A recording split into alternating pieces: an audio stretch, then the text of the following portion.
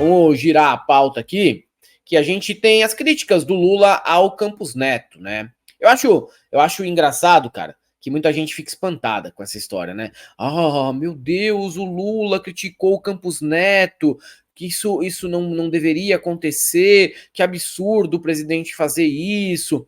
Mas vem cá, o que o Campos Neto promove há muito tempo?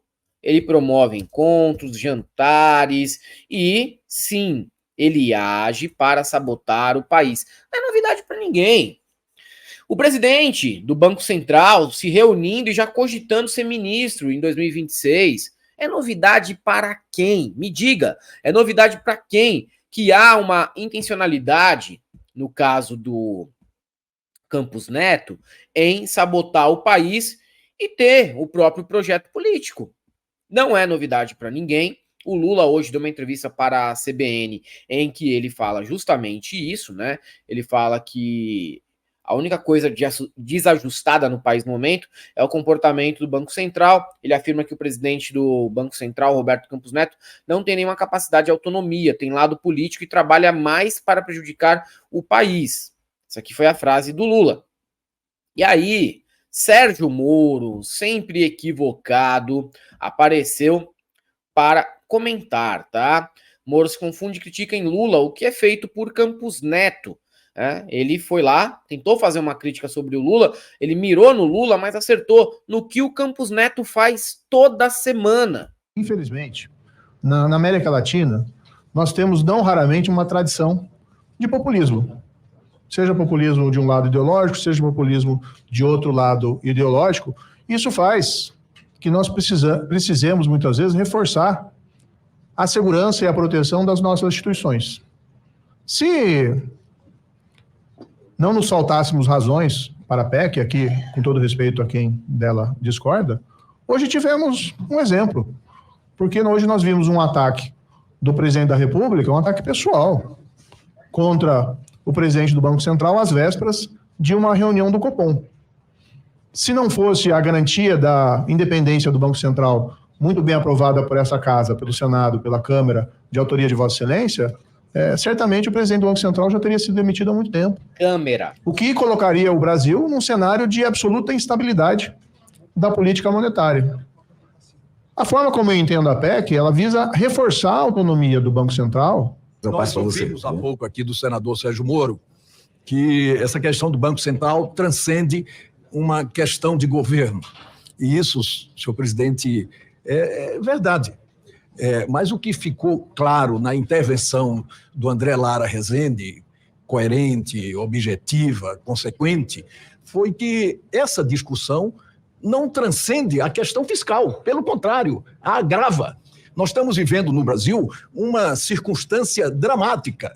Nós tivemos implantado no Brasil o presidencialismo orçamentário. Depois do governo anterior, o Congresso Nacional se apoderou do orçamento.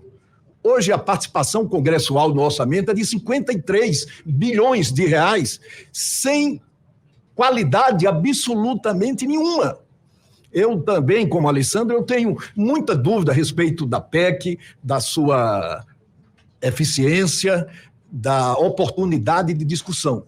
Muita, muita. E acho até que o presidente do Banco Central, que provavelmente tem inspirado essa mudança, ele poderá contribuir com esse debate, para que nós sentemos todos, façamos uma verificação qualitativa da nossa dívida pública. Não se fez no Brasil isso nunca, é a grande reforma que nós estamos precisando fazer, nunca, e aí se discuta a autonomia financeira do Banco Central, mas num contexto de equilíbrio fiscal também. O presidente Lula, senador Moro, fez uma crítica ao presidente do Banco Central. Isso não interfere na autonomia. Interfere na autonomia, sim, e no próprio mercado de câmbio, declarações que o presidente do Banco Central sistematicamente tem feito com relação ao equilíbrio fiscal do Brasil. Ele tem cobrado isso todos os dias. Essa é uma oportunidade, a discussão dessa PEC do Vanderlan é uma oportunidade para que nós possamos verificar como um todo o déficit, como um todo o déficit público, ver essa questão da renúncia fiscal, que já passa de 700 bilhões de reais ao ano, uma grande parte com a participação do Congresso Nacional, uma grande parte com a participação do Congresso Nacional. É isso que nós podemos ter. Eu defendi a independência e a autonomia do Banco Central, mas essa é uma independência para todos, para a política, para o mercado, para as autoridades. Eu não sei se a independência do Banco Central, com todo respeito, ela se compatibiliza com os posicionamentos do atual presidente do banco. Quando ele vai vestido de pijaminha, votar no dia da eleição, a indicar em que candidato ele estava votando. Quando ele vai participar de uma reunião no governo de São Paulo e se colocar como provável futuro ministro de um futuro candidato a presidente da República. Essas coisas precisam verdadeiramente ser discutidas.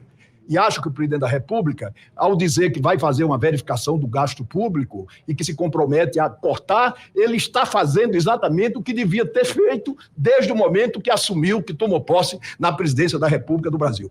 Eu quero aqui, nessas poucas palavras, deixar, a exemplo do Alessandro também, as minhas dúvidas com relação à oportunidade de aprovação desta PEC, em que pese o mérito, sobretudo da iniciativa do senador Vanderlan. Como o presidente da República foi citado, já hoje pela segunda vez na minha presença pelo senador Moro, eu quero reprisar as palavras do senador Renan. Repare, eu acompanho o presidente Lula desde seu primeiro governo, fui seu primeiro ministro do Trabalho.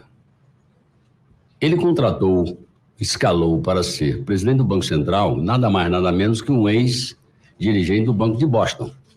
Então não me parece que essa pessoa estava disposta a fazer populismo de esquerda ou de direita. Ele colocou um homem que conhece a matéria e que é fiscalista, como tocou o banco. E vou contar experiência pessoal. Eu, ministro do Trabalho, primeiro ano do governo do presidente Lula, 2003, eu vou lá cobrar o nosso compromisso de campanha de dar um aumento real ao salário mínimo. Falo eu com o ministro do Trabalho, falava o ministro da Fazenda, Palocci, e falou também o presidente do Banco Central. O presidente Lula ouviu a todos e optou por uma saída conservadora. Não deu um centavo de aumento de ganho real ao salário mínimo.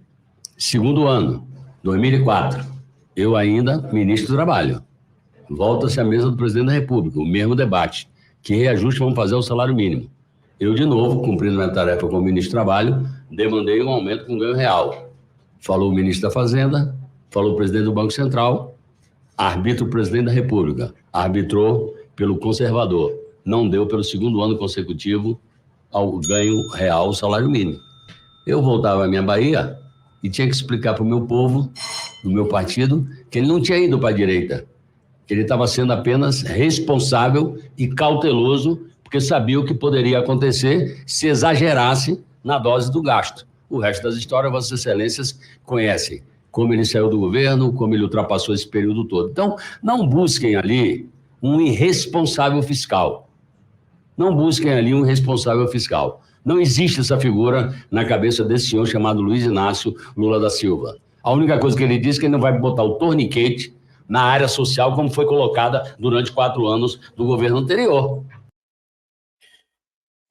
Sempre espantoso ver a falta de habilidade política que o Sérgio Moro tem. Quanto tempo que ele é senador? Sérgio Moro é senador há 2 anos. Um ano e meio. Um ano e meio ele é senador. Mas teve uma passagem em ministério. Então, ele esteve muito próximo também da atividade parlamentar, de certa maneira. Mas ele não tem habilidade nenhuma nem para promover um debate em alta categoria, Calejão. É muito fácil para gente escolada, como Renan Calheiros e Jacques Wagner, engolir o Sérgio Moro com argumentos, não com lacração, com argumentos em poucos segundos. O Renan Calheiros não precisou de minutos para conseguir isso. Porra, Helder, eu vou te falar que assim, o Moro ele é tão fraco que seria relativamente fácil para uma criança de 11 anos engoli-lo no argumento. Os caras iam falar, ô tio, você tá falando isso aí, mas não foi você que tentou um golpe de Estado? Não foi você que estava mancomunado com uma força estrangeira que estava exercendo ingerência na nossa política doméstica, você era um juiz de primeira. Me espanta, por que os caras não trazem isso à baila também, mano? Você era um juiz de primeira instância, mancomunado com uma força estrangeira que estava exercendo ingerência para desestabilizar a nossa política doméstica, estava combinando resultados com promotores do Ministério Público. Porra! Agora você quer falar de princípio de impessoalidade?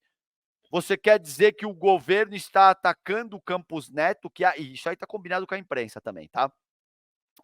O Campos Neto virou bode expiatório do governo. Não é o Campos Neto, não virou bode expiatório do governo. O Campos Neto vem sistematicamente utilizando a autoridade monetária como arma política contra o governo Sabotagem. federal.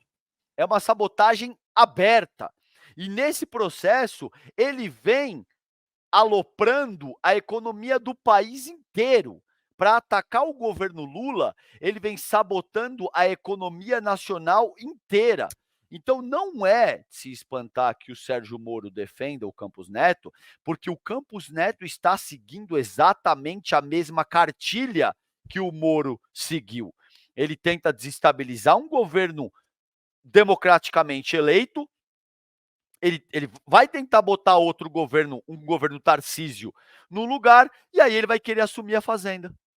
Não, e outra coisa, ó, veja bem, a nossa amiga aqui falou que ouviu lá no Senado o Isalci Lucas dizer que o governo atual pratica pedalada fiscal. Então a sabotagem, Calejão, ela está armada, e ela está bem clara, ela está armada como um circo no meio de uma cidade que você não consegue passar por ele sem enxergá-lo.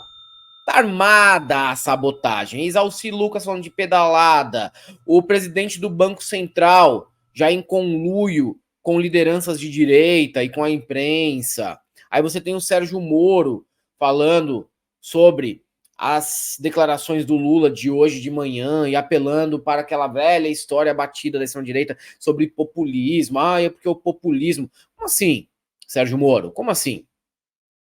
Se fosse o teu presidente do Banco Central, na eventualidade de você ser o presidente do Brasil, uma pessoa que estivesse se reunindo e organizando um projeto político com o Stedley, tá? Com o Lula, com o Boulos, com o Padre Júlio, sei lá, com pessoas ligadas à esquerda, você ficaria tranquilo? Você não enxergaria nisso uma sabotagem? Porque basta o cara se colocar no lugar e ver que, se fosse o contrário, ele não estaria nada satisfeito também. Ô, Helder, e o papel. Lembra aquele bagulho do que eu falei, você fuma?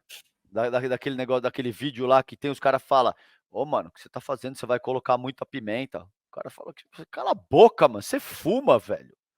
Pô, mas você vai ficar muito tempo aí no celular, vai te fazer mal. Que celular? Cala a boca, seu animal, você fuma. Sim. Tem que ser a mesma coisa com o Sérgio. O populismo. Que populismo, mano? Você é bolsonarista, seu animal. Sim. Você é bolsonarista, você não pode falar porra nenhuma de nada, velho. Você foi ministro da Justiça de um governo que você ajudou a eleger e você é bolsonarista. Cala sua boca. Caberia esse tipo de abordagem, porque ele fala: eu vou fazer uma abordagem, eu vou aqui responder ao nobre senador de uma forma bastante respeitosa e técnica, simplesmente dizendo para ele: cala a boca, seu animal, você é bolsonarista. Você quer falar de populismo, velho? Populismo, Sérgio Moro. Você foi ministro da Fazenda do governo Bolsonaro. Agora você fica fazendo, pelo menos a fono tá funcionando, né? Você vê que ele já tá falando com vozinha de hominho. Ele já está falando com vozinha de porque... Ele tá mais tranquilo. Ele tava mais tranquilo hoje, por isso. Mas vai escorregar, você vai ver. Quando ele ficar nervoso, ele vai de... porque pra... vai escorregar. Ele vai escorregar daqui a pouquinho. Então isso. Não, mas não adianta muito fono quando o conteúdo continua a ser esse lixo. Não adianta nada fono para o Sérgio Moro. Ele não tem capacidade nem de argumentar com o Renan Calheiros e com o Jacques Wagner no Senado.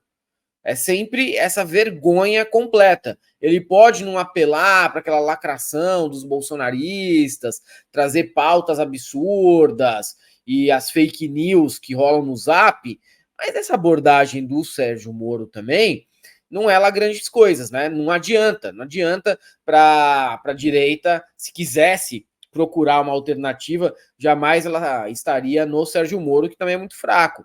E fraco para ser destruído rapidamente, em segundos, né? Como eu disse, ele não precisa de minutos para destruir o Sérgio Moro. Segundos são suficientes para destruir qualquer argumento dele, que, assim como todo direitista, vai ficar negando as evidências de que sim, há uma tentativa de construção de um momento golpista no Brasil, com a participação dos mesmos atores de sempre. Daqui a pouco vai ter pato inflado na frente da Fiesp, com os patriotários lá embaixo, tirando foto com a PM. A gente vai ver o filme todo de novo, se continuar dessa maneira. Não vai demorar muito para se repetir, Calejão.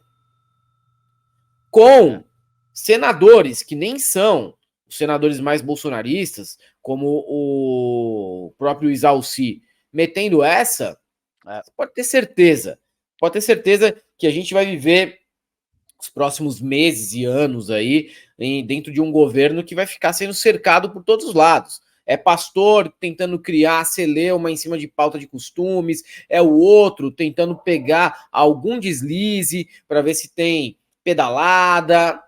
A todo momento a gente vai passar por isso, né? Tipo, não, agora a gente vai derrubar o... não, agora vamos derrubar o Lula. O tempo inteiro, velho.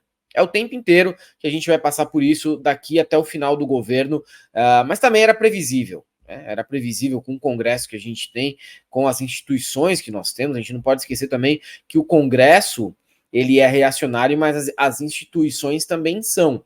As instituições brasileiras também são. Então a gente tem um momento que não vai ser dos mais tranquilos para o governo mesmo não, daqui por diante. E pela reação do Jacques Wagner e do Renan, eu percebi que eles sabem disso. Você teve essa impressão? Sim.